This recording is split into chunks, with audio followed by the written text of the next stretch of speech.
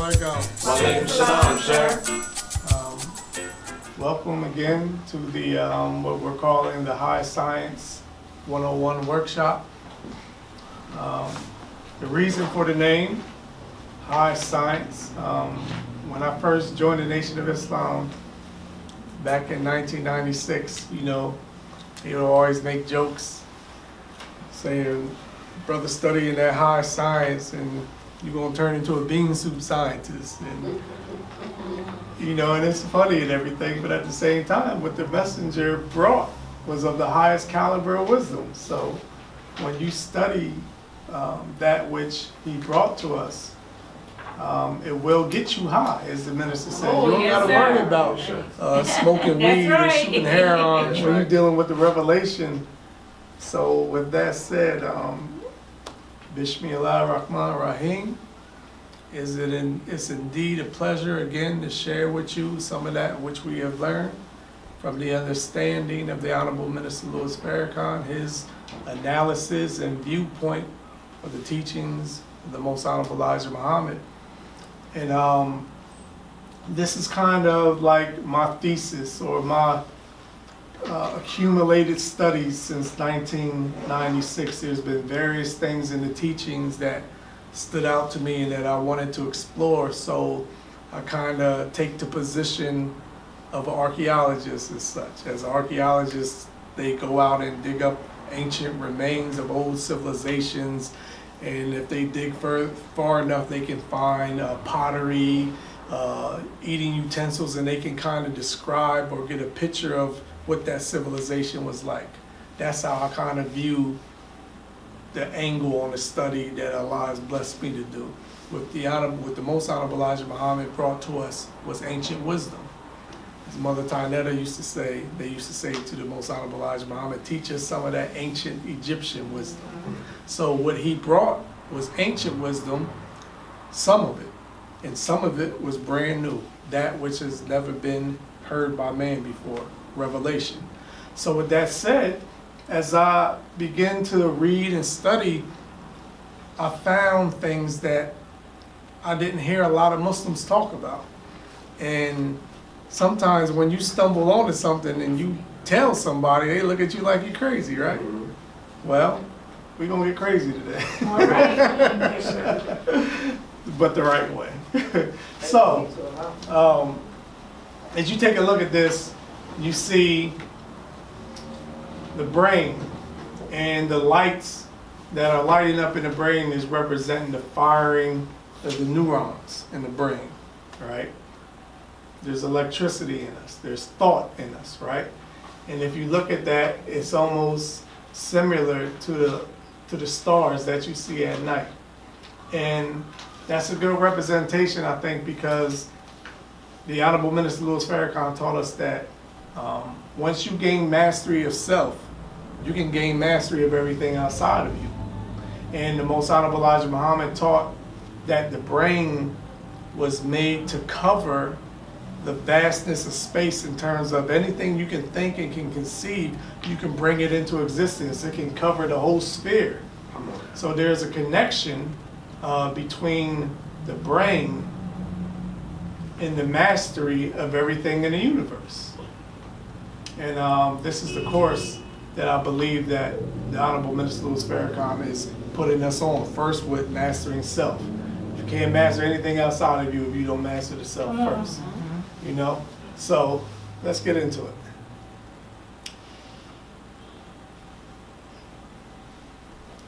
There are three statements that kind of stuck out to me throughout the years as I studied. The first being a quote from the Honorable Minister Louis Farrakhan. It's reported that he said to us that we must begin to take a deeper drink, we must begin to take a deeper drink from the teachings of the Most Honorable Elijah Muhammad. Okay? Then the second statement is a statement that Brother Dimitri from the research team reported to us, that the Honorable Minister Louis Farrakhan said to the research team that research follows revelation. So we know that the teachings of the Most Honorable Elijah Muhammad is revelation.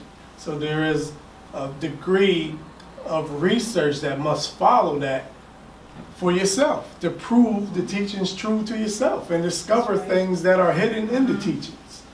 And the third statement is by one of the great companions of the Honorable Minister Louis Farrakhan, Brother Jabril Muhammad. And he says that this is the kindergarten class in the wisdom of Master Farad Muhammad. Now, that alone,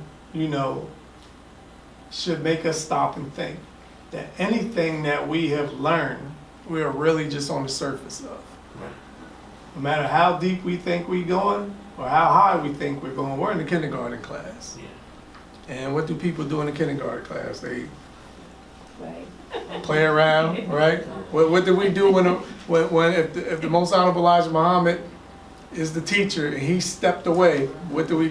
And we get a substitute, right? When the substitute comes, we play around, spitballs, eating Doritos and now laters, So the Most Honorable Elijah Muhammad said to the Honorable Minister Louis Farrakhan, when he heard he was sick one time, he said to a sister to give him a message to take care of himself, because the people gave Aaron a hard time when Moses left.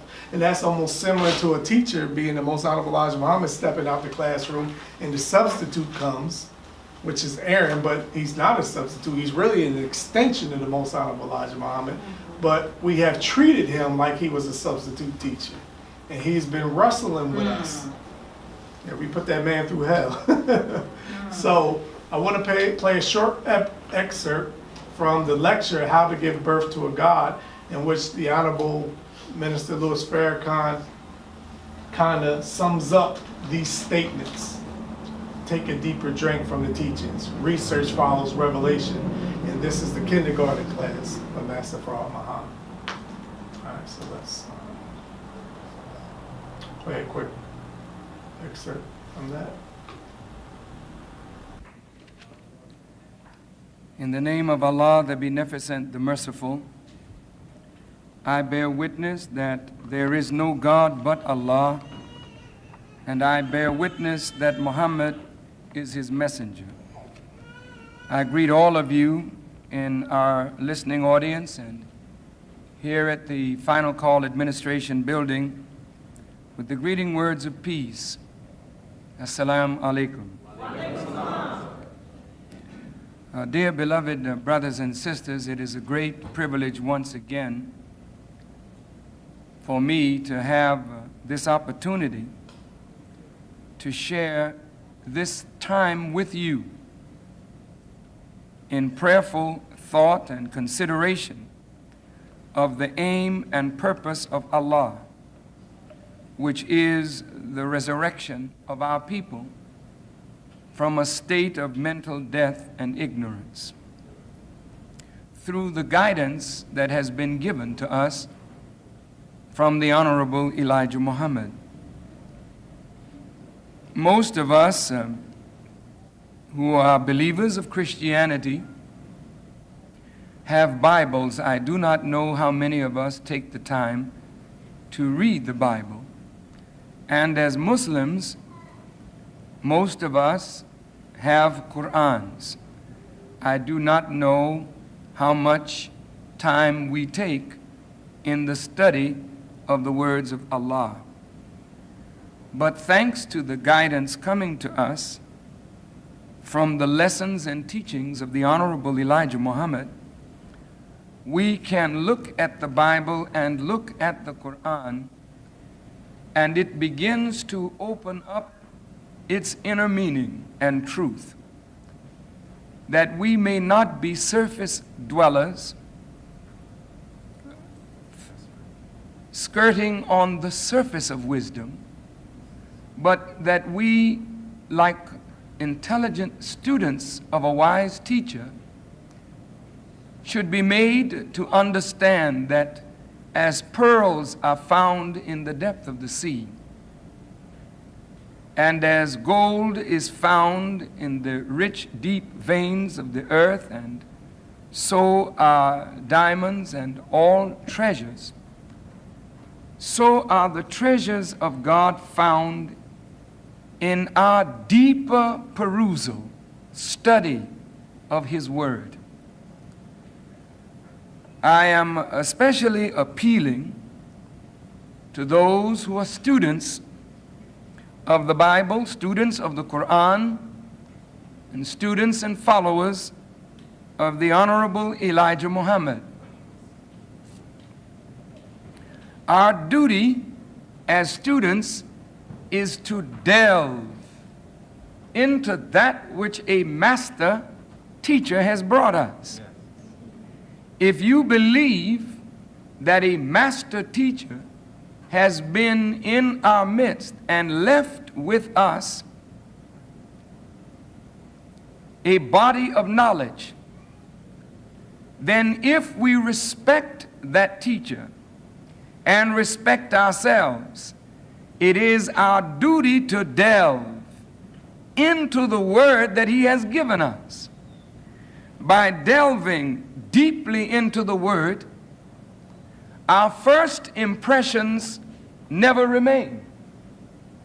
For our first impressions of knowledge or wisdom are our initial impressions from a cursory glance at knowledge.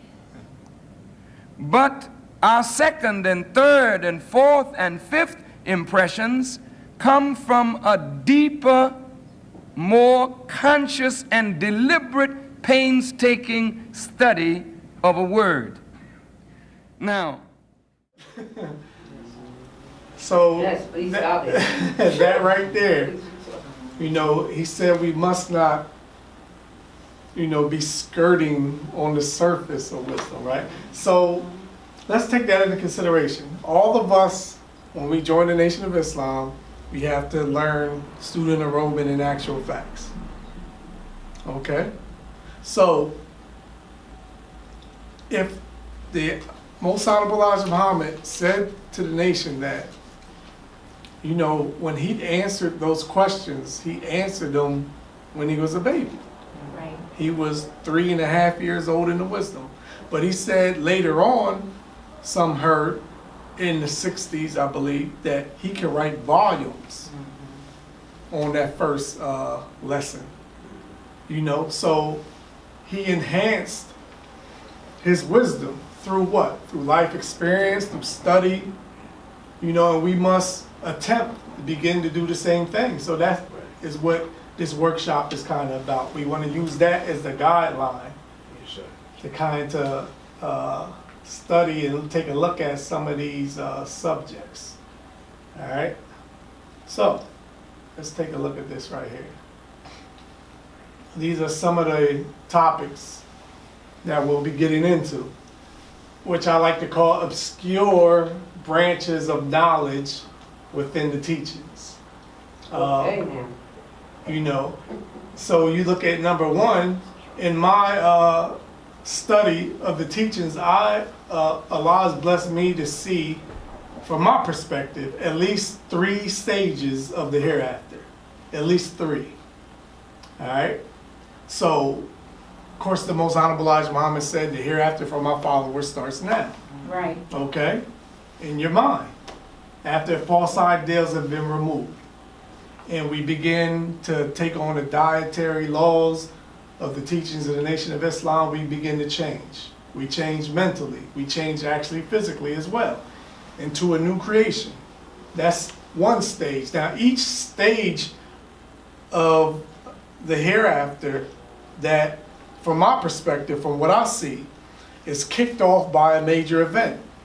The appearance of Master Fard Muhammad and the establishing of his servant initiates the first stage, what we just talked about. After false ideals have been removed, after we begin to eat correctly and nourish the body correctly, we begin to take on a physical, spiritual change in ourselves.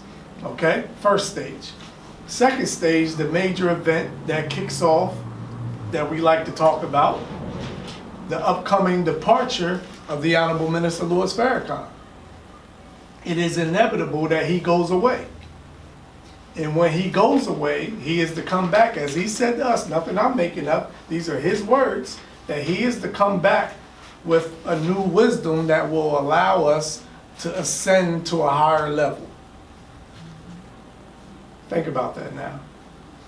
he said, when I come back, to quote the minister, I'll be looking like I'm 16 damn years old.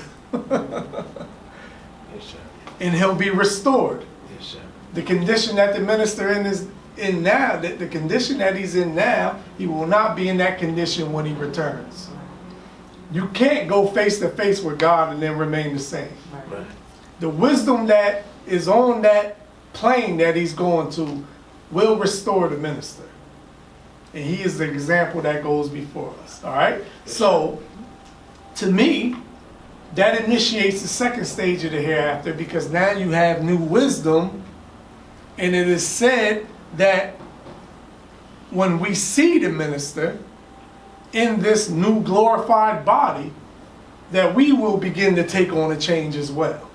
So that's a big event. And in that particular time period, a lot of things that go on in that time period, I believe the Most Honorable Elijah Muhammad told us in the Theology of Time series. He told us we would get to a point where we will begin to rule large portions of America. Now, if America's power is broken when the Honorable Minister Louis Farrakhan departs, then that leaves a void for a government, a rulership, which he will be the head of and form when he returns. And of course, if we're blessed to meet him on his return, we'll be in that process as well. So the talks that you used to hear when you came into the mosque about people will be paying us to teach them Islam, and white folks will walk out these houses and we will walk right into them, I believe that's to take place in that time period when the minister returns. You can see the initiating of some of it now. I'm getting paid to teach Islam in schools. I don't call it that, but it's going on. That's right, yes, you know. So anytime you have a saying or a prophecy, you have a gradual fulfillment of it as well. Like the fall of America, we know America's going to fall, but it just doesn't happen like that. Right. It's a gradual process. Yes, sir. Okay, so that's what I see as the second stage of the hereafter. And after we rule for quite a bit, then that stage, another event kicks off where you have the mass departure or moving out. When the actual time we heard about the mother plane dropping leaflets warning people to get to safety or make a decision, and when America is evacuated of Allah's people, that kicks in another stage of the hereafter when we go eastward. We are to go eastward and to be trained and understudy for 20 years. The Honorable Elijah Muhammad talks about this in the history of Jesus. Mother Tynetta talks about it in the book The Comer by Night. There is a period of 20 years in which the believers will go to school.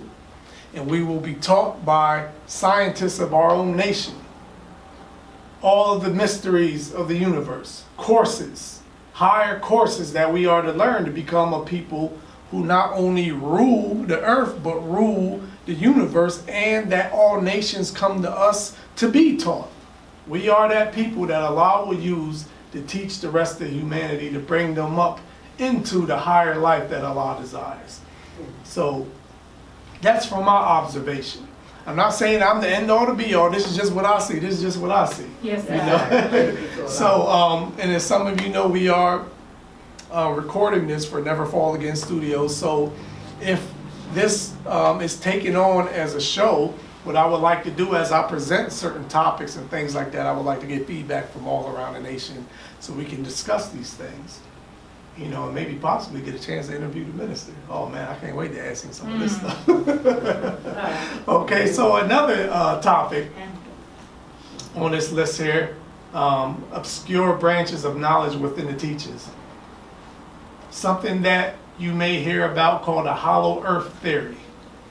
And two candidates for the hollow earth theory or the entrance to these sacred or hidden places, Antarctica and Shangri-La. Shangri-La is a place that is said to be hidden in the Himalayas. And those of you who have read the book Our Savior Has Arrived, the Most Honorable Elijah Muhammad talks about a hidden place in the Himalayas where Muslims live 100 years and still produce babies. So he said that out of his own mouth. This is the world we've waited for 400 years.